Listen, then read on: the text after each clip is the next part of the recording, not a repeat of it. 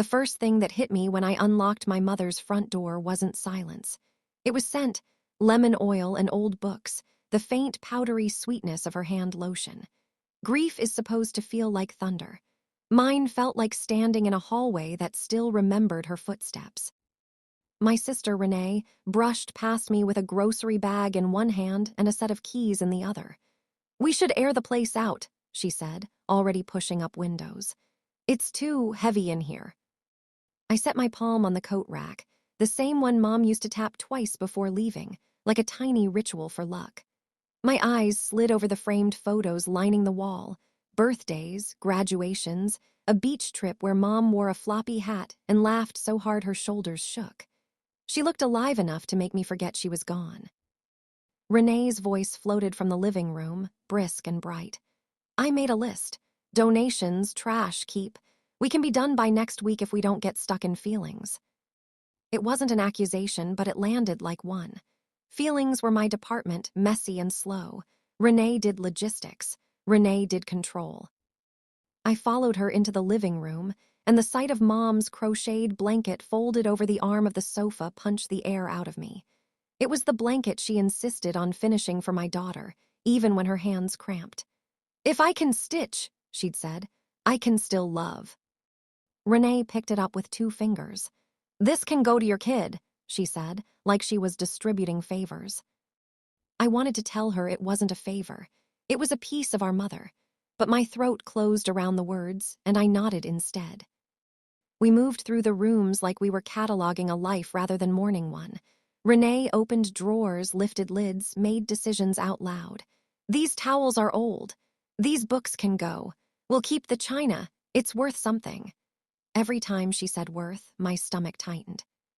In the kitchen, the sink was spotless, the counters cleared, the spice rack arranged with labels facing forward. Mom had never been that neat. She was tidy in a warm way: clean mugs, soft clutter, flour on the counter from baking. This kitchen looked staged, like someone had erased her habits. I turned to Renee. "Did you come here before today?" She didn't flinch. Of course, someone had to. The funeral planning didn't happen by magic. The way she said someone had to, like she'd been the only adult in the room, was familiar. Renee had always collected responsibility the way other people collected compliments. It made her look generous. It also made the rest of us look useless by comparison. I opened the pantry and a small box slid forward. Inside were Mom's recipe cards, handwritten and smudged, the corners curled from years of handling. The top one read in her looping script: "Daniel's favorite soup." Renee leaned over my shoulder. "We don't need those. Everything's online." "Mom wrote these," I said. She lifted her hands. "Fine, keep them. I'm not trying to fight." But we were always fighting, quietly. She fought by choosing speed over softness, by speaking as if she represented Mom. I fought by swallowing my words until they turned into stones. Upstairs, Mom's bedroom door creaked like a warning. The room was exactly as she'd left it. Quilts smoothed, curtains half-drawn, her reading glasses on the nightstand beside a paperback with a bookmark tucked halfway through. Evidence of an ending she didn't get to finish. On her dresser sat a ceramic dish where she kept bobby pins and coins. Next to it was her jewelry box, small and wooden, the latch worn from years of opening and closing. I didn't touch it. Something about it felt like trespassing. Renee noticed my gaze. "We'll handle that with the lawyer," she said quickly. "The will reading is Tuesday. Until then, let's keep things simple." Simple. The word slid between us like a curtain.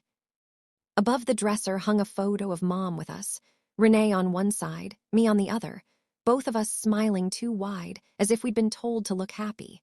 Mom's arms wrapped around our shoulders, pulling us close. In the picture, we looked like one unit. In the room, I could feel the space between Renee and me widening. Because death doesn't just take a person, it rearranges the living. As we carried boxes downstairs, Renee's phone buzzed. She glanced at the screen and tucked it away. "The lawyer confirmed Tuesday at 10, she said. "Just you and me." I nodded, but a chill moved under my skin. Tuesday. A room. A document that would decide what our mother meant in ink and signatures, like love could be measured in items and percentages. At the front door, I looked back one last time. The house still smelled like her, refusing to let go. I imagined Mom standing in the hallway, watching us with that quiet look she got when she didn't want to start an argument but couldn't ignore the truth. I couldn't shake the feeling she had left something unsaid. And that Tuesday, the will reading, wasn't going to bring closure. It was going to bring a crack. Tuesday morning didn't feel like a morning. It felt like a verdict waiting in a waiting room. Renee drove. She talked the whole way: traffic, parking, how Mom would have wanted this handled cleanly. I watched her hands on the steering wheel, steady, certain, like she'd practiced being the one in charge. I kept mine folded in my lap, fingertips pressing into my palm, reminding myself I was still here. The law office smelled like coffee that had been reheated too many times. Beige walls, beige carpet. Even the receptionist's smile looked rehearsed. We sat side by side on a leather couch that squeaked every time I shifted. Renee crossed her legs and scrolled her phone, calm as someone waiting for a manicure appointment. Every inhale snagged on the same thought. What if Mom really did pick Renee? Not because she loved her more, because Renee knew how to make people believe she deserved more. The lawyer, Mr. Haldon, called us in. He was kind in the way professionals are kind, polished, careful, his sympathy measured out in teaspoons. He offered water. He said he was sorry for our loss. He used my mother's full name like it was sacred. Margaret Elaine Carter. We sat across from him at a wide wooden table. A single folder lay in front of him, thick and final. Renee's eyes flicked to it like a cat tracking movement. Mine avoided it, as if looking straight at paper could somehow make it sharper. Mr. Haldon adjusted his glasses. "Your mother executed this will 8 months ago," he said. "It is properly witnessed and notarized." 8 months. That was after her first hospital stay, after the medication changes, after the time she called me late at night and asked, too softly, "Do you think people can tell when someone's being pressured?" I swallowed. Was anyone with her when she signed? "She came alone," Mr. Haldon said. "She was lucid. She asked specific questions. She insisted on privacy." Renee's laugh was small. "See, Mom knew what she was doing." Fairness, I thought, isn't always the same thing as clarity. People can be lucid and still be afraid. Mr. Haldon began to read. The first paragraphs were what I expected: funeral expenses, debts, the usual language about sound mind and freely and voluntarily. Then he reached the part where the air changed. "I bequeath to my daughter Renee Carter all jewelry, gemstones, watches, and personal adornments belonging to me at the time of my death." All. The word hit like a door slamming. Mr. Haldon continued in the same calm tone, listing categories like he was reading a grocery receipt. "Including but not limited to heirloom pieces, rings, bracelets, necklaces, brooches, and any items stored in the wooden jewelry box located in my bedroom." I felt my face heat. The wooden box. The one I wouldn't touch. The one Mom used to open at the kitchen table while telling stories. How Grandma wore the sapphire ring when she met Grandpa. How the pearl necklace was bought with first real paycheck money. How the small gold locket held a photo she never replaced. Renee's mouth softened into something that could pass as grief if you didn't know her. If you didn't know the difference between sadness and satisfaction. Mr. Haldon glanced up. "Do you need a moment?" Renee shook her head, but she reached across the table and patted my hand. "I'm so sorry," she whispered, loud enough for the lawyer to hear. "I know how much you loved Mom's jewelry." It wasn't an apology. It was a headline: "Renee wins. Renee comforts the loser." I pulled my hand back and clasped it in my lap. Mr. Haldon read on. "I bequeath to my daughter." He looked at the page. "The remainder of my personal effects, including photographs, letters, household items of sentimental value, and keepsakes." He paused, "to be divided as mutually agreed." Mutually agreed, between Renee and me, between control and grief. "And," he continued, "I leave to my daughter a cash distribution of $10,000. $10,000. a number that sounded generous until it sat next to the word all.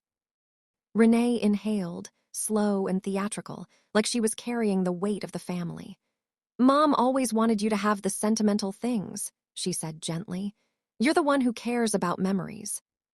There it was, the invisible competition made visible. Renee gets value, I get feelings.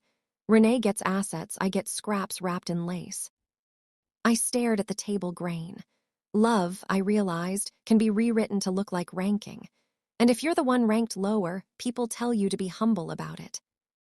Mr. Halden continued with the estate details, bank accounts, the house to be sold and split, standard clauses. My ears caught only fragments.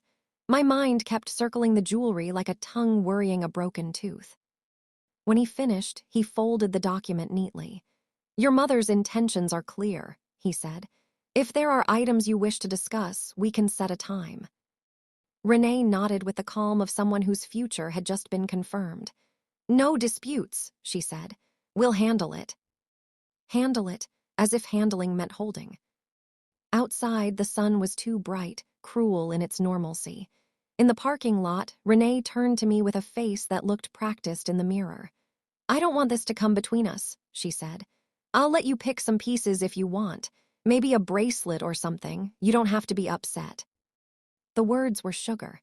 The message was steel. Even your consolation prize has to come through me. "I'm not upset," I lied, because if I said the truth, if I said I felt erased, Renee would call it drama. She opened the trunk and slid a cardboard box toward me. "I already packed some of Mom's sentimental stuff from the house," she said, "so you don't have to go back and relive it. You're welcome." The box was taped shut, labeled in her neat handwriting, "Sentimental." I held it like it might bite. For a second I imagined Mom beside me, frowning at the way Renee performed kindness. But the office door closed behind us, and the world kept moving, as if paperwork mattered more than pulse today. Driving home alone, the box seat belted beside me, I realized grief had changed shape. It wasn't just missing my mother anymore. It was the sharp, embarrassing feeling of being measured and found lesser. I had lost Mom once to death. And somehow, I had just lost her again on paper. I carried the sentimental box into my apartment like it was a fragile animal, quiet, breathing, capable of turning on me if I moved wrong. I set it on the kitchen table and just stood there. The tape gleamed under the overhead light, smooth and confident, like Renee's handwriting had the power to seal my mother into categories. For an hour I didn't open it. I made tea I didn't drink. I rinsed a mug that was already clean. I checked my phone and pretended the screen could tell me how to feel. The box waited, patient as a secret. When I finally sliced through the tape, the cardboard gave a soft sigh. Inside were things that looked harmless: folded dish towels, a stack of birthday cards, a small tin of buttons, an envelope of old photos, a crocheted doily.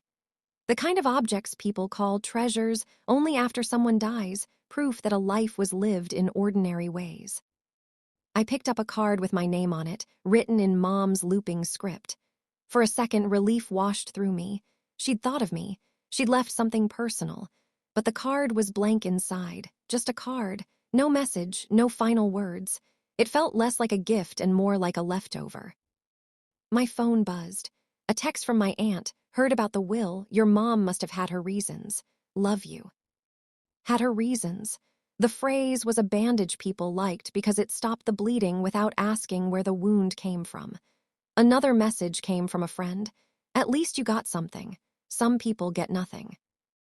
Gratitude, acceptance, be the bigger person. The chorus of good advice that always sounded like, swallow it. I tried. I told myself jewelry was just metal and stones, that Mom's love wasn't a ledger, that Renee and I had always been different, and maybe Mom thought Renee needed the sparkle more. Maybe she wanted Renee to feel secure.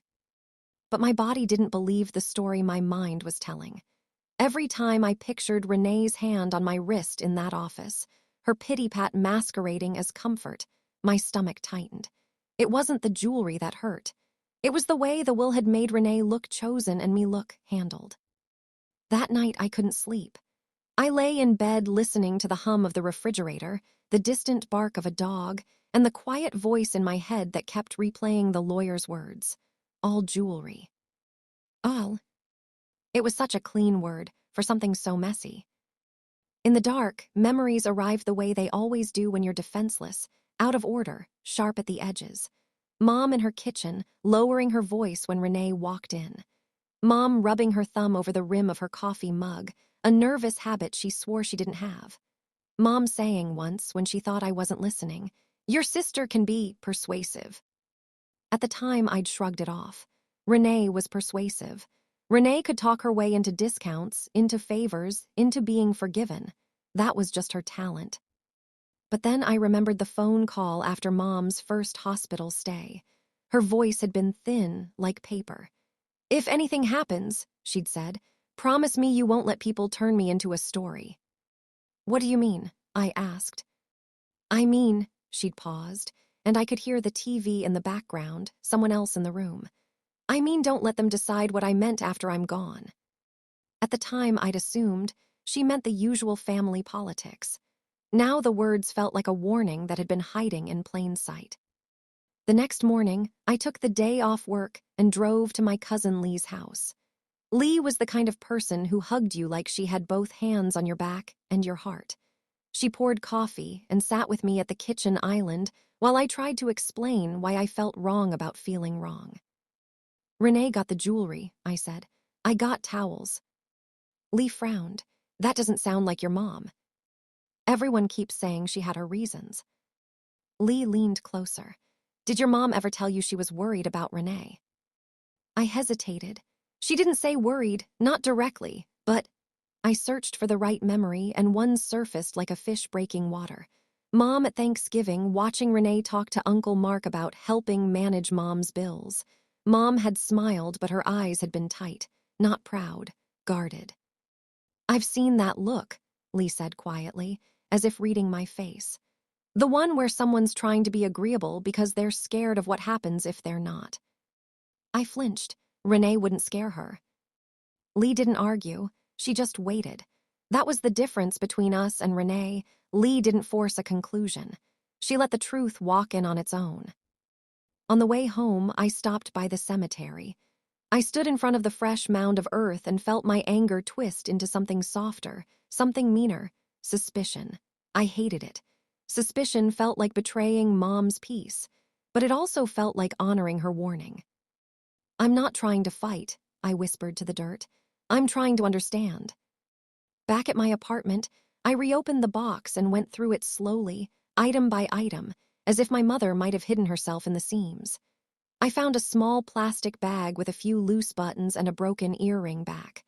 I found a notebook with grocery lists and a page of phone numbers. Nothing dramatic, nothing like answers. Then my fingers brushed wood. At the bottom, under folded linens, was an old photo frame, gold-painted but worn at the corners, the glass slightly scratched. The picture inside was one of Mom at a picnic table, her hair windblown, her smile half-laugh caught mid-moment. I'd seen it 100 times. It had lived on her hallway wall for years. But when I lifted the frame, it surprised me. It was heavier than it should have been. Not just sturdy, not just old. Heavy, like it was holding something besides a photograph. And suddenly, the room felt less safe. I set the photo frame in the center of my kitchen table, like it was a witness I didn't know how to question. The picture inside was harmless. My mother in sunlight, one hand shading her eyes, the other wrapped around a paper plate. Behind her, a picnic table covered in foiled trays and plastic cups. The kind of image you scroll past without thinking. The kind of image that was supposed to mean, "Look, we were happy." But the frame in my hands didn't feel like happiness. It felt like a locked drawer. I lifted it again, testing my own sanity. A cheap frame shouldn't have weight. It shouldn't pull at my wrist like it was anchored. And yet it did, dense, uneven. Heavier on the left side than the right. My body knew it before my mind accepted it. Something was inside. Grief is strange that way. It dulls you to obvious truths, then suddenly sharpens you into a detective. Yesterday, I was numb on a beige couch while a lawyer read my mother's life into categories. Today, I was leaning over a photo frame like a thief. I ran my thumb along the back.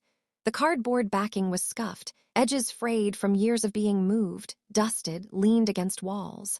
Normal wear, normal age. Then I saw it. A strip of tape, new and glossy, running along the bottom seam. Not the yellowed, brittle kind Mom used for everything. This was fresh, clear, almost invisible unless the light hit it just right. It reflected the overhead bulb like a thin blade. My stomach dropped.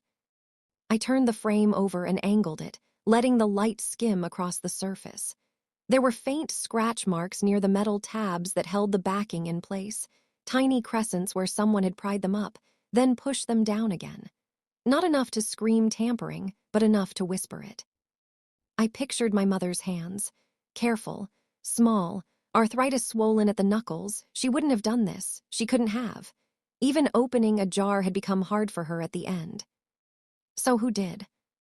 Renee's name arrived before I invited it. Renee, with her lists and her speed and her need to be first. Renee, who'd visited the house before I did. Renee, who'd packed my sentimental box as if she were doing me a favor. My throat tightened, and I hated myself for the thought. She was my sister. We shared blood, holidays, childhood bedrooms. You don't accuse your sister of sneaking around your dead mother's belongings. But you also don't ignore evidence, because it makes you uncomfortable. I sat down and stared at the photo. Mom's smile looked different now, less like joy, more like a pause, like she'd known something the camera didn't. A part of me wanted to call Renee immediately. To say, hey, why is there fresh tape on Mom's frame? To listen to her stammer, to catch her off guard, to force truth into the open. Another part of me, older, quieter, tired, knew exactly how that call would go. Renee would laugh first, soft, disbelieving. Then she'd get serious, wounded. Why are you always looking for problems? And when I didn't back down, she'd pivot to anger. You're accusing me now, after everything I did, after I planned the funeral, after I carried Mom. And if I kept going, she'd lower her voice and become gentle again, the way she did when she wanted people to doubt themselves. You're not thinking clearly. You're grieving. You're spiraling. She wouldn't answer the question. She'd make me the question. I held my phone in my hand anyway, thumb hovering over her name. The screen was warm. My pulse thudded against it. Then I thought of my mother's late-night warning. Don't let them decide what I meant after I'm gone. If there was something hidden in this frame, I didn't want Renee anywhere near it. Not until I knew what it was. Not until I could stand on facts instead of feelings. So I set my phone down face first and took a breath that shook. Okay, I told myself. Slow, careful, just look. I carried the frame into the living room and stood by the window where the light was softer. I turned it over again, studying the backing like it was a map. The cardboard was held by 4 little metal tabs, each bent inward. 2 of them looked slightly newer, less rusted, more silver. Not replaced, but handled. Handled recently. I tapped the glass gently with a fingernail. The sound was duller on the left side. Thicker, like the space between the photo and the backing was packed. A memory surfaced, sharp as a splinter. My mother at the dining table last spring, sliding a frame into a drawer when she thought I wasn't paying attention. When I asked what she was doing, she'd smiled too quickly and said, "Just keeping things safe." I'd assumed she meant the photo. My hands began to sweat. I wiped them on my jeans and looked around the apartment as if someone might be watching. It was ridiculous. No one knew I was doing this. Renee was miles away. But secrecy changes the air. It makes even your own home feel like a place you could be caught. I grabbed a butter knife from the kitchen. It was the least threatening tool I owned, which somehow made it feel more honest. I wasn't breaking in. I was opening. I slid the tip under the glossy tape. It resisted for a second, then peeled back with a sound like a small tear in fabric. The strip lifted cleanly, leaving behind a darker line where it had sealed the seam. Fresh tape on old cardboard always leaves a shadow. Proof. I could have stopped there. I could have put the tape back, pretended I'd never seen the scratches, Let the will stay the only story we told about my mother. That would have been easier. Easier to accept that love was measured in gemstones, that my role was to smile and take leftovers. But the weight in my hands kept insisting on truth, one my mother had pressed into place. My heart hammered so hard, I could hear it in my ears. One by one, I pried up the metal tabs. They complained, tiny squeaks of protest. I worked slowly, afraid of ripping something, afraid of finding nothing, afraid of finding too much. When the last tab lifted, the backing loosened. The frame didn't fall apart, but it sighed open, a fraction of an inch. And in that slim gap, I saw it, something pale and folded, pressed flat behind the photo, hidden where no casual glance would ever reach. Not a second picture, not a label. Paper. My hands went still. The room went quiet. Even the street noise outside seemed to fade, as if the world had leaned in with me. Whatever my mother left behind, it wasn't meant for the lawyer's folder. It wasn't meant for Renee's lists. It was meant to be found by someone who would notice the weight that didn't make sense. For a moment, I just stared at the sliver of paper wedged behind my mother's picnic photo, as if the frame had grown a pulse. My fingers trembled when I slid the backing the rest of the way out. The photo stayed in place, but the hidden contents shifted forward, catching on the cardboard like they didn't want to leave. I eased them out slowly. A folded letter, creased into thirds. A small brass key taped to the paper with a glossy strip. And behind that, a second photograph, smaller than the first, its edges worn soft, like it had been handled in secret. My breath came shallow. This wasn't an accident. This was a package. The letter was addressed to me, not to my daughters, not to whom it may concern. Just my name, written in my mother's handwriting, steady, deliberate, unmistakably hers. Seeing it cracked something in my chest. For days, I'd felt like I was grieving a woman who'd vanished without leaving a final sentence. Now her words sat in my palm, waiting. I unfolded the paper. It rustled like dry leaves. My sweet girl. 2 words and my eyes blurred. She hadn't called me that since I was a teenager and pretended it embarrassed me. I sat down hard at the table, letter shaking, key clicking against the wood. I'm sorry you have to find this way. If you are reading this, then I'm gone, and you're probably hurting in ways I can't fix. Fix. Mom had always tried to fix things with soup, and folded laundry and small acts that said I'm here, even when I don't know what to say. There's something I need you to understand. The will is not the whole story. My stomach dropped. For months, I have felt watched, not by strangers, by someone close enough to smile at me while counting what I have. I read the sentence twice, close enough to smile, counting. The image that flashed in my mind wasn't a burglar.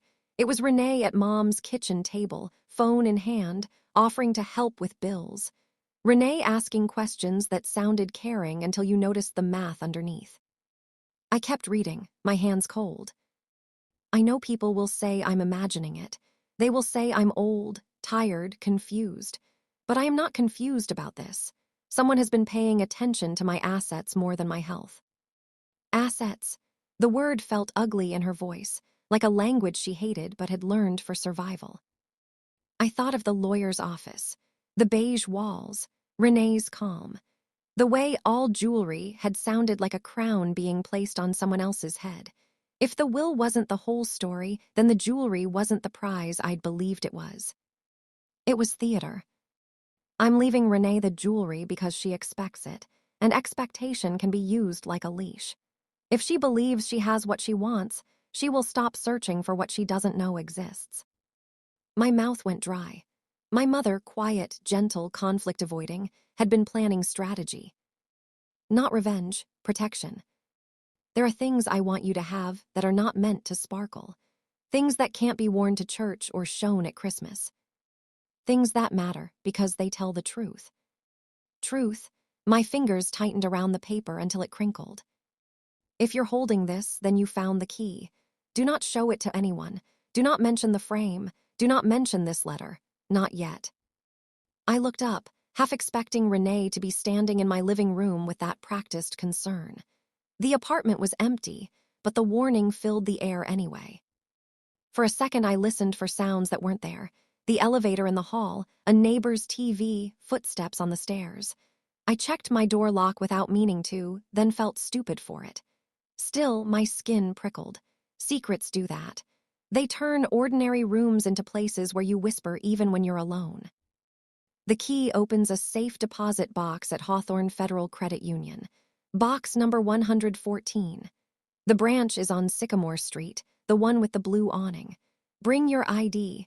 If they ask how you know, tell them it was left to you with a personal effect. The specificity steadied me. This wasn't paranoia. This was planning. Inside that box is what I'm calling the real inheritance. Not money alone, though there is some, but proof, papers, copies, notes I made when I started to feel uneasy, a list of phone numbers for people who can help you if you need it, and one thing I want you to keep even if you decide you want nothing else. Even if you decide you want nothing else. She was thinking of my habit of backing down to keep the peace. She was giving me permission not to. At the bottom, she'd drawn a tiny heart, the way she always did, like a signature that meant I love you more than my handwriting can hold. Then came the last line, underlined once. Promise me you'll go there before you confront Renee. My throat tightened around the word confront. Mom was nomming what I'd avoided nomming. This wasn't a misunderstanding. This was something that required a boundary, and she wanted me armed with more than instinct. I set the letter down carefully, like it was fragile glass. Then I picked up the second photograph.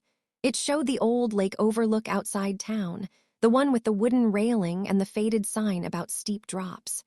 Mom had taken us there once to watch the sunset. In the photo, the water looked like dark metal, the sky bruised purple above it. Ordinary, until I turned it over. On the back, in my mother's handwriting, smaller, tighter than usual, were dates, initials, and a location written like a breadcrumb trail. 312 RC, helping with bills. 604 RC, new passwords. 819 HJ, witness. Sycamore Street, Hawthorne Federal, box 114. My stomach lurched.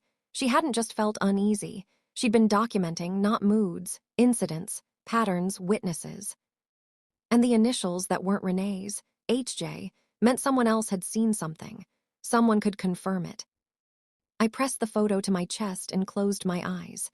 Grief surged again, raw and animal. My mother had been scared quietly while we were living our lives. She'd been smiling through it, cooking through it, pretending the house was safe. And I hadn't noticed. The key lay on the table, small and plain, the opposite of a gemstone. Renee would have overlooked it. She would have been dazzled by shine, by the story she could tell. This key was my mother's real gift, a way out of being rewritten. My phone buzzed Renee. We should meet this weekend to go through Mom's things. I can bring you a few pieces of jewelry if you want. Love you. I stared at the screen and something in me went cold and clear. The message read like kindness. The timing read like control. She wanted to manage what I saw, what I touched, what I knew. Not yet, my mother had written. I turned the phone face down. I folded the letter back into thirds, exactly along her creases, and slid it into a thick cookbook on my shelf. One Renee would never open because, as she loved to say, everything's online. I tucked the lake photo behind it. Then I peeled the brass key from the tape and hid it in the pocket of a winter coat I hadn't worn in months. The jewelry had gone to my sister. But my mother had left me something heavier than gold. A map, a warning, and a promise that the truth was waiting in box 114, if I was brave enough to go there first. I left my apartment early the next morning, before the city fully woke up, because fear is loudest when you give it time to talk. The winter coat felt wrong against my skin, too heavy for the season, but the key in its pocket anchored me. Every few minutes my fingers slipped inside just to make sure it was still there, as if a secret could evaporate if you didn't hold it hard enough. The drive to Sycamore Street took 15 minutes. It felt like crossing a border. Hawthorne Federal Credit Union sat between a mattress store and a nail salon, ordinary enough to disappear. Blue awning, faded landscaping, a small sign flashing rates no one actually read. I parked across the lot and watched people come and go. An older man with a cane, a young mom balancing a toddler on her hip, a construction worker sipping coffee. Nobody looked like they were walking into a vault of family betrayal. I sat there until my hands stopped shaking. Then I stepped out and forced my legs to move. Inside, the air was cool and smelled faintly of ink and carpet cleaner. A television murmured in the corner. A poster about fraud prevention smiled down at me like it knew. I stood in line behind a woman depositing cash and tried not to look suspicious, which of course made me feel more suspicious. When it was my turn, I approached the counter. The teller was a woman in her 50s with silver streaks in her hair and tired, kind eyes. Her name tag read, Marta. "Hi," I said, and my voice came out steadier than I expected. "I need to access a safe deposit box number 114. Marta's eyebrows lifted slightly. "Name on the box." My throat tightened. The letter hadn't told me whose name. I'd assumed it was Mom's. But the way she'd written it, like she expected obstacles, made me doubt that assumption now. "Margaret Elaine Carter," I said. Marta typed, her fingernails clicking softly against the keyboard. Her expression shifted, small and careful. "One moment." She didn't say no. She didn't say yes. She stood, disappeared into a back office, and returned with a man in a dark blazer, security or a manager. He looked at me like he was weighing the difference between grief and fraud. "Ma'am," he said gently, "can I see your ID?"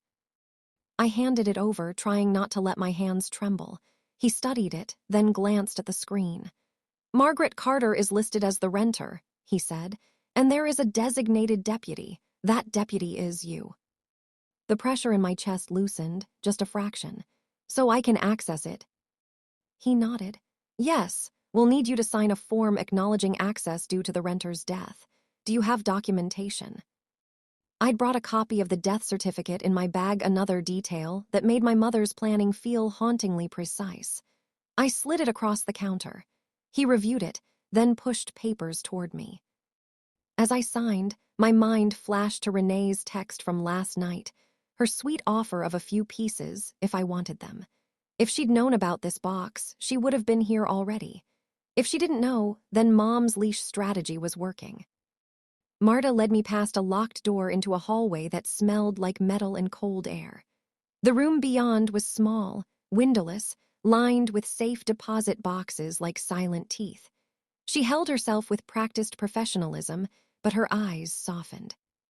"I'm sorry about your mother," she said quietly. "Thank you," I whispered. She opened the vault door with her own key, then slid a long ring of numbered keys from a drawer. "Box 114, she said, and it was weirdly intimate, hearing the number out loud. At a small table, she inserted her key into one lock. "Now yours." I reached into my coat pocket and pulled out the brass key. It looked smaller in this room, less magical, more like what it was, a piece of metal. But my mother's handwriting still echoed in my head. "Promise me." I slid the key into the second lock. It fit perfectly. When I turned it, the mechanism clicked with a sound so final it made my skin prickle. Marta pulled the box out and set it on the table between us. "Take your time," she said, and left me alone. The silence in that vault room wasn't quiet. It was concentrated, like the air was holding its breath. I opened the box. Inside were two thick envelopes, a small binder, and a velvet pouch that looked like jewelry should be inside, except it felt too flat. There was also a folded sheet of paper on top, the kind of paper you buy for official letters. My mother's handwriting covered the front. "Read this first." My throat went tight again. I unfolded it with fingers that wanted to rush and force themselves to be careful. "If you are here, then you followed my instructions. Thank you." I swallowed hard. It felt like she was standing behind me, hand on my shoulder, guiding me through a place she'd walked alone. "The documents in this box are not meant to punish Renee. They are meant to protect you, and to protect the truth about me." Protect the truth about me, the phrase echoed, not about her stuff, about her. For a second, the contrast hit me so hard I almost laughed. The will had been a public performance. This box was the private reality. I set the note down and opened the binder. It was labeled in neat block letters, timeline. Under that, in smaller handwriting, in case I am dismissed as confused. My chest tightened. She predicted what people would say. Old, tired, emotional. She'd known the oldest trick in the world, discredit the person who notices the wrong thing. Inside the binder were dated entries, short and factual, like a nurse charting symptoms. Except the symptoms were human behavior. March 12, Renee asked to help with bills. She insisted I give her my bank login so she could make it easier. I said no. She laughed and said I was being stubborn. April 3, Renee told the neighbor, Mrs. Jensen, that I forget things lately. I heard her. When I confronted her, she said she was just worried. May 9, Renee took my checkbook from the kitchen drawer and returned it later. Said she was organizing. I did not ask her to. June 4, Renee suggested we change my passwords so you don't get hacked. She wanted to set them herself. I refused. She got quiet. There were more. Small events, each one something you could explain away if you wanted to. Each one a thread. Together they made a net. As I turned pages, my stomach sank. I had seen versions of this. I just never collected them. Renee's concern that felt like surveillance. Renee's jokes that made Mom look fragile. Renee's constant hovering around money disguised as help. And there it was again. HJ, witness. Handwritten next to an entry about Renee speaking to the lawyer without Mom present. HJ, I realized, wasn't a random person. It was Harold Jensen, Mrs. Jensen's husband. The neighbor who always waved from the porch, who once fixed Mom's mailbox without being asked. He'd seen something. He'd mattered enough for Mom to write his initials down like armor. I flipped to the final section of the binder and found copies of emails and letters. Correspondence with Mr. Halden, dates circled, notes in the margins. One note made my throat burn. Renee asked me to update the will while I was weak. I agreed to meet Halden, but I will do it alone. 8 months ago, the will's execution date. My hands turned cold. Mom had done it alone, but she'd done it under a cloud of pressure. The will wasn't proof of Renee being favored. It was proof of Mom managing a threat. I leaned back and closed my eyes for a second. The grief that had been soft and shapeless sharpened into something else. Rage for her, guilt for me, and a terrible kind of respect for the quiet bravery it took to plan this. Then my phone buzzed again. Renee. I didn't answer. I stared at the screen until it stopped ringing, then turned the phone off completely. Silence versus truth-seeking. My mother had chosen truth. I was finally catching up. I opened the first thick envelope. Inside were copies of bank statements, highlighted in yellow. Notes in the margins. Attempted transfer and new payee added. There was a printed screenshot of an online banking page with an unfamiliar email address typed into the recovery field. Renee's email. My breath hitched, so it wasn't just pressure. It was movement, active, measurable. The second envelope contained something that made my hands go numb. A notarized statement from my mother, signed and stamped, detailing her concerns and the steps she'd taken to document them. Attached was a letter from Mr. Halden acknowledging her request for privacy and recommending she designate a deputy for the safe deposit box. Which she had. Me. I looked down at the velvet pouch last. My fingers hesitated. A part of me still expected it to be a ring or a locket, something sentimental and glittering. Something that would make this feel like the story everyone expected. I opened it anyway. Inside was a small flash drive, wrapped in tissue paper, with a sticky note on it in my mother's handwriting. For when you need them to believe you. I sat very still in that vault room, the flash drive resting in my palm like a heartbeat. Wealth versus wisdom, my mind whispered. Jewelry could be worn. This could be used. Outside the vault, the world was still normal. People still bought coffee. People still argued about parking. But in this room, my mother's truth had been preserved like a spark in a jar. And I understood, with a clarity that made my stomach turn, that the will reading hadn't been the first crack. It had been a distraction. Because whatever was on this drive, and whatever these documents proved was about to change the meaning of everything. The box was smaller than I expected. Not a treasure chest box, not a movie prop box with velvet lining and a dramatic click.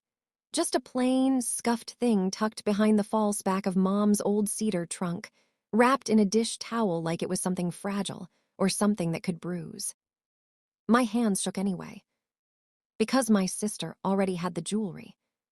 She made sure everyone knew it too. The day of the reading, she lifted the little velvet pouch like a prize and laughed, soft, sweet, holy, like she was being generous by not looking directly at me. Mom always said I'd take care of the sentimental things, she'd said, eyes glittering. She knew you wouldn't want to be bothered. Bothered? As if grief was a chore I'd been spared. I'd smiled in that stunned, polite way you smile when you're trying not to explode in public. I'd watched her fingers, already slipping a ring on, already claiming it with her skin, and I'd felt something old and familiar tighten in my chest. Not jealousy, not even heartbreak. Just the sharp, quiet recognition of a pattern. My sister didn't take things because she needed them. She took them because she could. That night, after everyone left, I came back alone. The house smelled like dust and old fabric softener. I moved through rooms that still held her shape, Mom's favorite chair, the faded spot on the carpet where she always stood to water her plants, the kitchen drawer that stuck unless you lifted it slightly to the left. I wasn't looking for money. I was looking for a reason. Because none of it made sense. Not the way the will was written. Not the way Mom avoided talking about it near the end. Not the way she'd held my hand in the hospital and said, "Don't let anyone rush you, not even family." Especially family, she'd meant. She always said family the way some people say weather, like it could turn on you without warning. I found the trunk in her bedroom closet, wedged behind winter coats. The cedar smelled like mothballs and time. I remembered being little, hiding inside it when I played, giggling until Mom found me. I remembered how she'd pretended to be angry, then held my face between her palms and said, "You can hide, baby, but you always come out when you're ready." There were blankets and old photo albums and a stack of letters tied with ribbon. I lifted layers carefully, like I was excavating a part of her I didn't have the right to touch. Then my fingers caught on something that didn't belong. A seam, a hard edge, a panel that wasn't flush. I pressed it and felt the give. The false back shifted with a soft, reluctant scrape. And behind it, like a secret pressed into the ribs of the trunk, was the box. No lock, no key, just the weight of it in my hands and the pulse in my throat. I sat on the bed. I didn't open it right away. I stared at my own thumb, the crescent-shaped half-moon of my nail, and thought about my sister's laugh when she received the jewelry. Thought about the way she'd leaned into our aunt's shoulder like a child who needed comfort, even while she was winning. Then I opened the box. The first thing I saw was paper, not love letters, not old photos. Documents, neatly stacked, rubber-banded, labeled in Mom's careful handwriting. Deed, original. Account, statements. Affidavit, signed/notarized. Instructions. I blinked, confused. My chest tightened in a different way. This wasn't sentimental. This was strategy. I pulled the deed first. The house wasn't fully in Mom's name like I'd assumed. It was in a trust. Her trust, dated years back. My name typed clearly as beneficiary with a timeline and conditions. There were legal words I didn't fully understand, but I understood enough to feel the ground tilt. A trust meant protection. A trust meant planning. I flipped through bank statements next. Not just a checking account, multiple accounts, a savings account I'd never heard of, an investment account, beneficiary designations, a small life insurance policy. And then my stomach dropped. There were withdrawals highlighted in yellow, dates circled in red, notes scribbled in the margins. S asked again. S said emergency. Paid to stop fight. Coercion pattern. My sister's initial.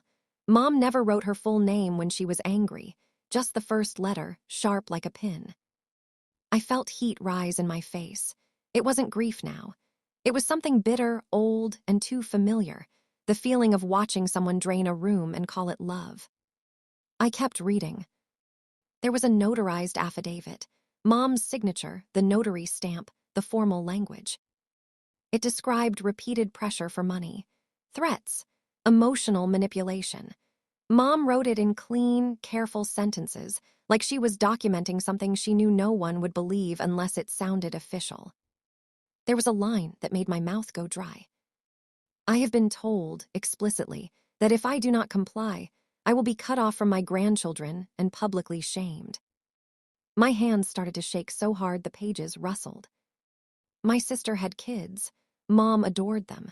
And my sister knew exactly what that meant, how to use love like a leash. I turned to the next sheet. A list of incidents, dates, short summaries. Cried in kitchen, demanded what I'm owed. Said she would tell everyone I favored you. Threatened to contest, well, if not given jewelry now. I gave jewelry to prevent escalation/distraction. My breath caught. The jewelry. The thing my sister held up like proof of being chosen. Mom had given it to her like you toss meat to a barking dog, so it stops snapping long enough for you to lock the door. I sat back hard against the headboard, dizzy. All this time I thought Mom had picked her, rewarded her, trusted her more. But Mom wasn't giving her love. Mom was buying silence. Or buying time. Or buying space. I dug deeper into the box and found a small voice recorder sealed in a plastic bag. Taped to it was a note in Mom's handwriting. If you're hearing this, it means you found the box. I'm sorry. I had to do it this way. My throat tightened so fast it hurt. I held the recorder like it was a living thing, like it could bite, like it could save me. My thumb hovered over the button. I pressed play. There was a hiss, a click, then Mom's voice, thin, tired, but unmistakably hers. "Hi, sweetheart," she said softly. "I don't know how to start this without crying, so I won't." I sucked in a breath and pressed the recorder to my ear. "I need you to understand something," she continued. "What your sister gets, what everyone sees her get, was never the full story. I did that on purpose." I closed my eyes. Tears burned before they fell. "I know how it looks. I know it hurts. And I'm sorry for that. But I've watched your sister for years. I've watched her take and take and take, and then call it family. I've watched her twist things until the person she hurts ends up apologizing." I pressed my free hand to my mouth because a sound was trying to escape. Half sob, half laugh, half rage. Something feral. "I kept records," Mom said. "Not because I wanted to punish her, but because I needed someone to believe you when she inevitably tries to rewrite the story." My heart hammered. Believe you. Mom knew. She knew my sister would come for me when she realized the jewelry wasn't the point. "She's going to act like she was chosen," Mom continued. "She's going to make you feel like you were left out. But baby, listen to me, she wasn't chosen. She was managed." A small, exhausted breath from her on the recording, like saying the word cost her. "I gave her the jewelry because it's loud. It's visible. It's enough to distract her for a while. She'll show it off and soak up the attention, and she won't look too closely at what she doesn't understand." My eyes snapped open. That's why I put the important things in the trust. That's why I left the deed and the account information where you could find it without anyone else finding it. Because I didn't trust her not to take it. And I didn't trust the rest of the family not to help her, even without realizing they were doing it. I thought of our aunt who always said, "You know how your sister is," like it was weather again. Like everyone was expected to carry umbrellas instead of asking why it kept raining. Mom's voice softened. "I love her. I do.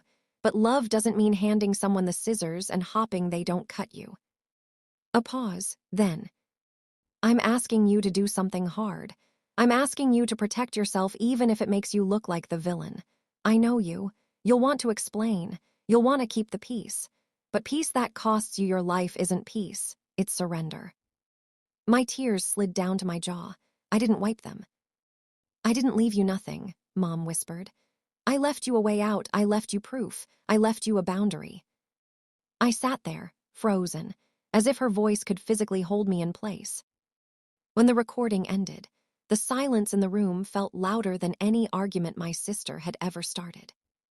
I stared down at the papers again, but they looked different now. Not like cold legal documents. Like armor. Like Mom had reached forward through time and handed me something I'd been missing my whole life. Permission. Permission to stop shrinking. Permission to stop paying for love. Permission to stop letting someone else's narrative define me. Because I could already see what would happen next. My sister would eventually realize the jewelry wasn't the victory she thought it was.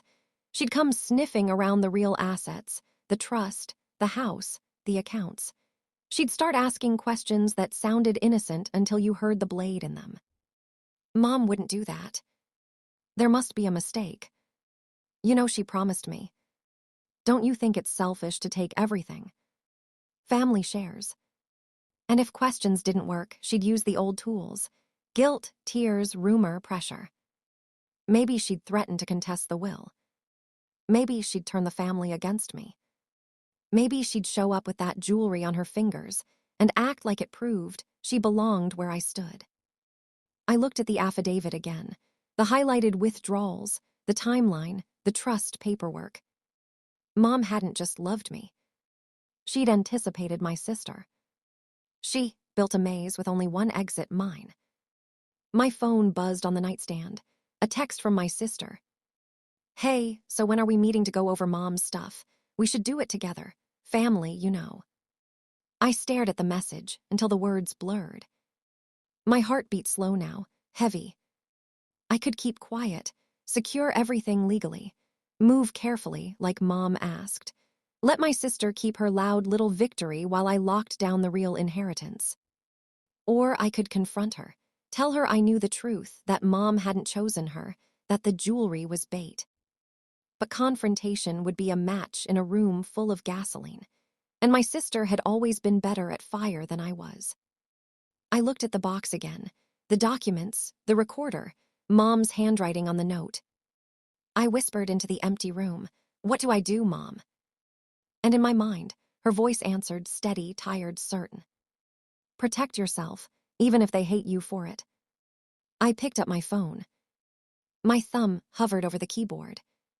Because now the truth was in my hands. And whatever I chose next would decide whether I kept it, or handed it right back to the person who had spent her whole life trying to take it.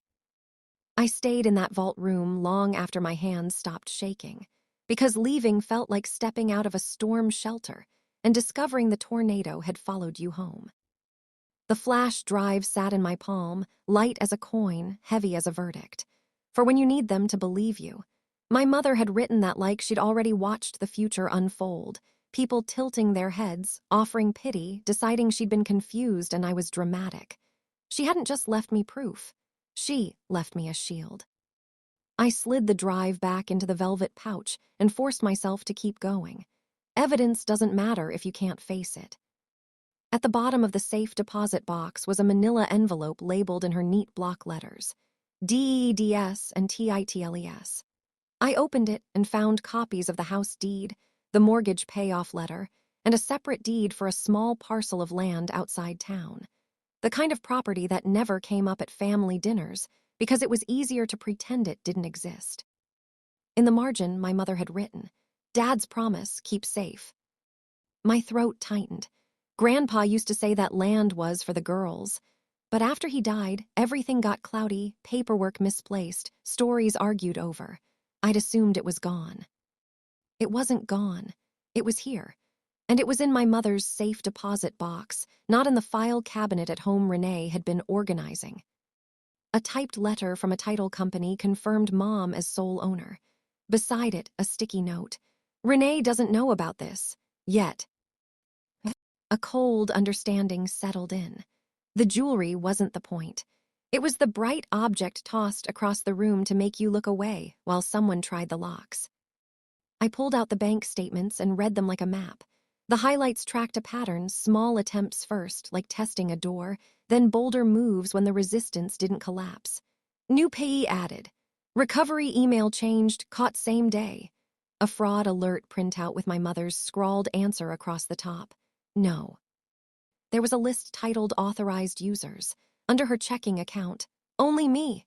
Under Emergency Contact, my number, and in parentheses, not Renee. Even on paper, she'd been careful not to shout. But the message was loud. My sister was not her helper. My sister was her risk. Then I opened the notarized affidavit again and made myself read every line. Mom described Renee's escalating involvement in her finances, the pressure to simplify, the jokes that made her look forgetful, the constant hovering around passwords. She wrote about fear of being dismissed, fear of being rewritten. Halfway down the page, a sentence stopped my breath. I believe my daughter, Renee Carter, is acting out of financial desperation and intends to secure my assets for herself before I die. Financial desperation. Renee always looked polished, nice car, sharp clothes, vague opportunities. But my mind replayed the moments I'd filed under stress, the loans she needed just for a week, the way she snapped when anyone mentioned bills, the sudden sweetness right before she asked for access. At the bottom was a list titled, What Renee Does Not Know. Safe Deposit Box Deputy, assigned to my younger daughter. Copies of documents stored outside the house. Recorded message stored on flash drive. Land deed, grandfather's property. Names of witnesses, Harold Jensen, Mr. Halden. Witnesses, not just paper people. She'd built credibility like a barricade. My chest ached with the kind of guilt that has nowhere to go. Mom had been doing this alone while I was busy trusting the idea of family more than the reality of it. I wanted to rewind time and sit at her kitchen table and say, tell me everything. I'm not too busy. I'm not too afraid. But time doesn't rewind. It leaves you with documents and regret. I set the binder down and opened the last envelope. It was thicker and labeled. For you to hear. Inside was a printed transcript from a local service. In Mom's handwriting across the top. If you can't listen yet, read. I stared at the pages, throat tight. Hearing your mother after she's gone is a different kind of grief. Not missing. Being handed what you wanted too late. Hi, sweetheart, the transcript began. If you're listening to this, you found what I hid. That means you notice the weight. That means you're still paying attention, even when the world tells you to move on. My eyes burned. I need you to understand something. I love Renee. She is my child. But love is not permission. Love does not mean I let her take what isn't hers or turn my last years into a negotiation. Negotiation. That was the word. Renee didn't just want closeness. She wanted control dressed as care. I'm leaving her the jewelry, Mom said, because it will satisfy her enough to stop asking questions. She wants something she can hold up and say, see, Mom chose me. Let her have that story. It's cheaper than letting her have the truth. Cheaper. My mother, who avoided conflict like storms, had turned her own jewelry into decoy currency. She will be angry when she learns there is more, Mom continued. She will accuse you. She will say you manipulated me. She will cry, then threaten, then call it concern. Don't doubt yourself. I'm not leaving you a pile of money. I'm leaving you a way to protect yourself. I pressed my knuckles to my mouth, trying to breathe quietly in that sealed room. I am sorry I didn't stop it sooner, she said. I was tired. I wanted peace. I thought if I kept giving a little, it would stay small. But greed is like water in a crack. It doesn't stop because you're polite. It keeps pushing until something breaks. Greed versus integrity. There it was, my mother nomming what we avoided nomming because we thought silence was safety. I don't want you to hate your sister, she said. I want you to see her clearly. And I want you to see yourself clearly, too. You are not weak because you love people, but you must not confuse love with surrender. Surrender. That was what I'd been trained to do. Keep the peace. Let Renee lead. Don't make it ugly. At the end of the transcript was one instruction, underlined once. Secure everything first. Then decide what kind of truth you want to live with. Secure everything first. Copies, a lawyer, a place Renee couldn't touch. Because if she sensed I'd found this, she wouldn't just argue, she'd scramble. She'd rewrite the story before I could speak. And in that moment, I understood the real inheritance hidden inside a photo frame. Not the land, not the statements, not even the flash drive. Clarity. For the first time since the funeral, I wasn't asking what Mom left me. I was asking what she saved me from, and the answer wasn't a person. It was a pattern that had fooled us. A clean line between love and exploitation. A map out of fog. Permission to stop swallowing myself for peace. When the teller returned and asked softly if I was ready, I nodded like someone stepping into a different life. I signed the papers, tucked the binder and envelopes into my bag, and walked out with my mother's truth pressed against my ribs. In the parking lot, my phone buzzed the second I turned it back on. 3 missed calls, 2 texts. Renee, call me. Renee, you're acting weird. Are you okay? Concern, disguised as a hook. I stared at the messages and felt the choice forming like weather. I could keep quiet and lock this down, letting Renee keep her glittering story. Or I could confront her and risk everything. My safety, my standing, the fragile proof my mother left. I slid into my car, gripped the wheel, and whispered, "Okay, Mom, I hear you." Then I drove home, knowing the next step would either protect the truth or set it on fire. Truth doesn't arrive like sunlight. It arrives like a siren, loud, unwelcome, and impossible to ignore without admitting you heard it. I didn't gather the family and announce what I'd found. I didn't slam my mother's binder onto a table and demand applause for being right. I did the unglamorous thing first. I secured everything. Copies of the highlighted statements, scans of the affidavit, photos of the land deed, backups in 2 places Renee couldn't touch. Then I sat in Mr. Haldon's office, hands flat on my knees, and asked what a person does when help starts to look like access. He didn't gasp. He didn't ask if I was exaggerating. He just nodded once, like a doctor recognizing a familiar symptom. "If your mother documented coercion or attempted financial control," he said, "you treat this like risk management, not a family debate." Risk management, not love, not loyalty, risk. That word hurt, because it made my mother's last months feel colder than I wanted them to be. But it also made them make sense. Only after I had the proof locked down did I agree to meet Renee. I picked Mom's house, neutral ground, but also the place where Renee felt most entitled. If anyone was going to perform, she'd do it there. She arrived with sunglasses on, hair perfect, grief arranged like a scarf. "I've been so worried," she said, stepping inside as if she owned the air. "You haven't been answering. Are you okay?" Her voice had that soft, public tone, the one she used when she wanted to look like the caretaker and you to look like the problem. "There's no audience," I said. Renee paused. "What does that mean?" I started small, exactly the way my mother instructed me to. I didn't mention the safe deposit box. I didn't mention the flash drive. I tested the surface of Renee's story. "Mom's banking recovery email was changed," I said, "to yours." Renee blinked, and for half a second her face forgot what expression to wear. Then it snapped back into place. "She asked me to help," she said. "You know she was getting confused." "Mom wrote an affidavit," I said. The color drained from her mouth. "What affidavit?" There it was, the crack, not grief, panic. Renee lifted her phone, thumb already moving like she could call someone to fix this. "This is sick," she snapped. "You're digging through her stuff like a raccoon. You need to grieve, not investigate." I kept my voice even. She documented concerns, dates, witnesses. Her eyes sharpened. "Witnesses," she repeated too fast. "Who?" I didn't answer, I just watched her. Lies have a rhythm. Deny, accuse, soften, threaten, then call it love.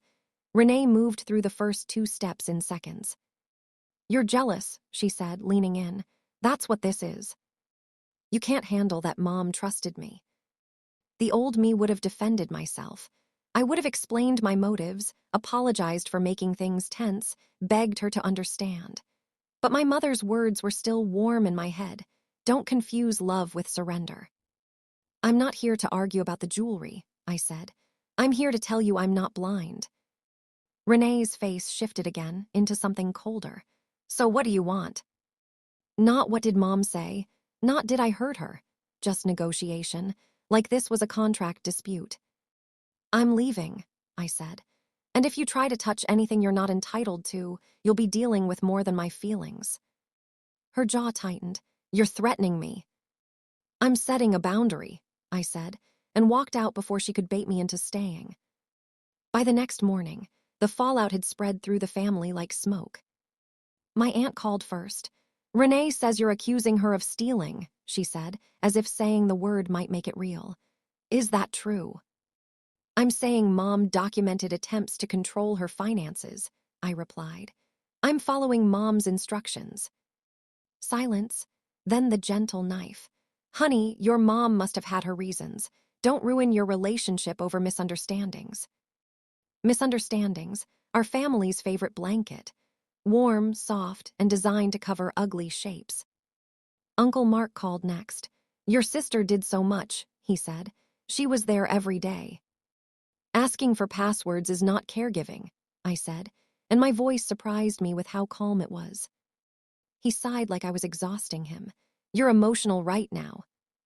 Then Lee called, voice low.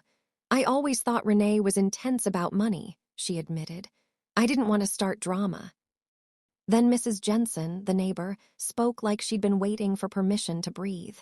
Your mother asked me to listen from my porch once, she said. She wanted someone nearby when Renee came over. She was scared, dear. Each call arrived with an invisible verdict. The family didn't act like a family. They acted like a courtroom with no rules, no evidence standards, no oath, just old loyalties and familiar labels deciding who was credible. And underneath all of it was the oldest story of our childhood. Renee is capable, and I am sensitive. Renee is reliable, and I overthink. Renee takes charge, and I keep peace. When we were kids and Renee snapped at me until I cried, adults would tell me, let it go. Not because I was wrong, because it was easier. Renee's sharpness was leadership. My hurt was fragility. Even our flaws were assigned different meanings. So now when I said, Mom was afraid, some relatives heard, you're attacking your sister. When Renee said, she's spiraling, they heard, poor Renee carrying everything again. I wanted to scream. Instead, I stopped pleading. I repeated one sentence until it became my spine. I'm not asking you to choose me. I'm asking you to respect what Mom documented. A few people did. Lee came over with takeout and sat beside me while I cried into my hands. You don't have to be the peacekeeper anymore, she said. You can be the protector. Harold Jensen offered to give a statement if needed. Mr. Halden emailed a checklist, practical steps that felt like bricks in a wall.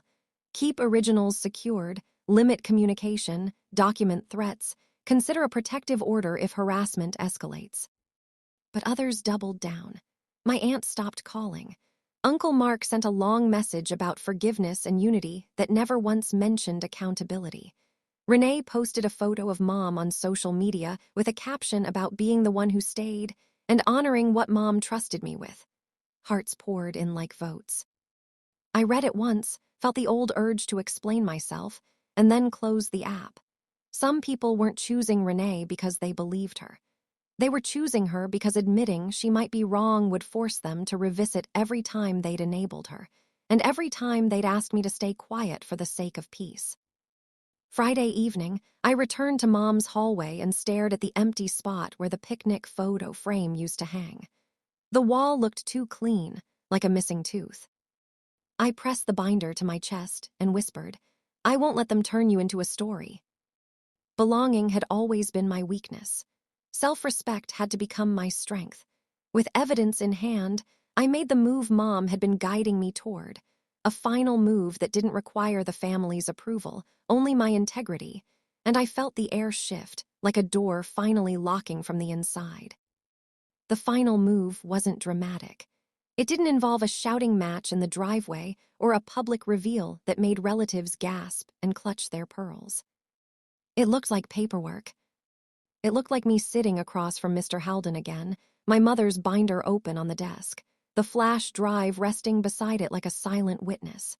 It looked like a legal pad covered in neat lists, accounts, deeds, dates, names, because when you finally stop begging for peace, you start building protection. Mr. Haldon listened to the recorded message first. He didn't interrupt. He didn't soften it for me.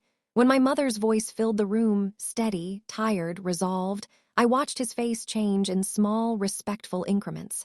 Not surprise, recognition. When the audio ended, he cleared his throat. "Your mother was very deliberate," he said. "She had to be," I replied, and my voice didn't crack the way I expected. For once, my grief wasn't floating. It had a shape. It had a purpose. "We did punish Renee. That was never my mother's goal. What we did was secure what couldn't be secured with love alone. First, we filed the deputy access documentation properly, making sure there was a paper trail that couldn't be undone by a family tantrum. Second, we recorded the existence of the land deed and began the quiet process of transferring it into a trust with clear terms that didn't rely on anyone's goodwill. Third, we separated what belonged to the estate from what belonged to me by my mother's explicit instruction, so Renee couldn't blur the line and call it misunderstanding. The trust was simple but strong. The land would remain protected, managed by a third-party trustee, and could not be sold or leveraged without specific requirements. If I ever chose to, I could use it for my daughter's future: education, stability, a roof that didn't depend on anyone's approval. And if anything happened to me, it would pass cleanly, without becoming a tug-of-war between relatives who called greed family rights. What my mother had given me wasn't a treasure chest. It was a locked door with the key already turned. The house sale was handled through the estate like the will required. Renee got what the will said she'd get. The jewelry stayed hers, and I let it. That part surprised me. People think closure looks like reclaiming what was taken. They think healing requires a dramatic reversal, a final scene where the wrong person loses and the right person wins. But my mother hadn't designed this to win against Renee. She designed it so I wouldn't lose myself. When Renee realized something had shifted, when the bank stopped taking her calls, when the lawyer stopped responding to her, just checking emails, she came at me the way she always did, with a mix of sweetness and steel. "You're really going to do this?" she demanded in Mom's driveway one afternoon, sunglasses hiding her eyes. "You're going to destroy the family because you're upset about jewelry." I stared at her, and the old reflex, explain, apologize, smooth, rose in my throat like bile. Then I remembered my mother's voice. "Don't confuse love with surrender." "This isn't about jewelry," I said. Renee laughed sharply. "Then what is it about?" "It's about boundaries," I replied. "Mom's mine." Her mouth tightened, and for a second she looked genuinely lost, like someone whose usual script had been taken away. Then her face hardened. "You're acting like she hated me." "She didn't," I said. "She loved you. That's why she tried to handle this quietly. She just didn't trust you with access." Renee's jaw jumped. "You think I was going to steal?" "I think Mom believed you were capable of taking," I answered, and I hated how clean the sentence sounded, like something you'd read in court. "And she left proof. She left witnesses. She left instructions." Renee stepped closer, lowering her voice into that private tone she used when she wanted to plant doubt. "You're not well," she murmured. "You're grieving. You're making things up. Mom was confused at the end." The old me would have flinched at that. The old me would have wondered if she was right. But I had heard my mother's recorded message. I had seen her handwriting steady on the affidavit. I had felt the weight of her planning in my hands. Confusion doesn't create a map with dates and witnesses. Confusion doesn't hide a key behind a photo and assign a deputy and record a message designed to survive disbelief. "You don't get to call her confused just because she didn't hand you everything," I said. Renee's face flashed, anger first, then panic. "So you're going to tell everyone I'm some kind of villain?" I held her gaze. "I'm not telling anyone anything. I'm just not lying anymore." The words hung between us like a closed gate. She didn't apologize. She didn't suddenly understand. She walked back to her car, slammed the door, and drove away like the world owed her a different ending. For a while after that, the family stayed split. Holidays were awkward. Invitations came with conditions. Some relatives treated me like I'd brought a knife to a birthday party because I'd refused to keep smiling while something rotten sat on the table. But something else happened too, something quieter. Lee's husband pulled me aside at a gathering and said, "I always wondered how Renee could afford her lifestyle." My aunt, the one who'd gone silent, sent a single text months later. "I'm sorry I didn't listen. I didn't know what to do." Even Harold Jensen, old, weathered, steady, patted my shoulder and said, "Your mom was a smart woman. She didn't want you bullied." Bullied, that word made my stomach twist because it made my mother sound small. She wasn't small. She was tired. There's a difference. And tired people still deserve protection. On a rainy Sunday, I went through the box of sentimental things again, not to hunt for secrets this time, just to be close to her without the noise of family politics. I found the blank card again, the one with my name on the front and nothing inside. At first it had felt like a leftover, a disappointment. Now it looked like something else. A space. A place where I could write my own ending. I pulled out my mother's letter from the cookbook and read the last lines again, slower, like I was learning a language I'd been speaking wrong my whole life. She had written, "I'm not leaving you a pile of money. I'm leaving you a way to protect yourself."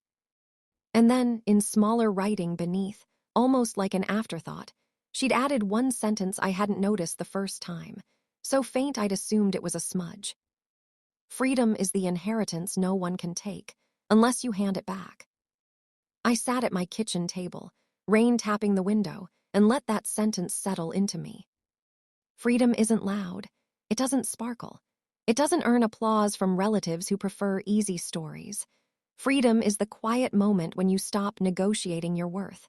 It's the moment you stop letting someone else's expectations decide what you deserve. Renee got the jewelry, rings that caught light, bracelets that clinked when she moved, heirlooms she could wear like proof.